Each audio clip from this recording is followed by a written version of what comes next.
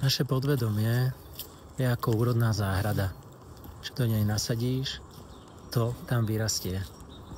A práve naše vedomie je ten záhradník, ktorý sa môže rozhodnúť, čo bude rásť v našom podvedomí, čo tam nechá vyrásť. A podvedomie nerozlišuje osobu. Pre podvedomie si všetko ty.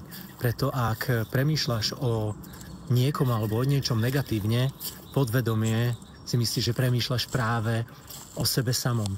Naše podvedomie nerieši čas. Pre podvedomie je všetko teraz. Ak premýšľaš nad minulosťou, sa ti niečo nepodarilo, podvedomie si myslí, že to prežívaš práve teraz.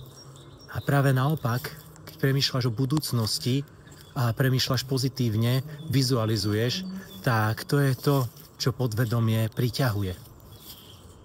Naše podvedomie nepozná negáciu. To znamená, že ak si povieš, že nechcem trpieť, tak podvedomie tam cíti utrpenie. A naše podvedomie nepozná, že či to je reálne, alebo to nie je reálne.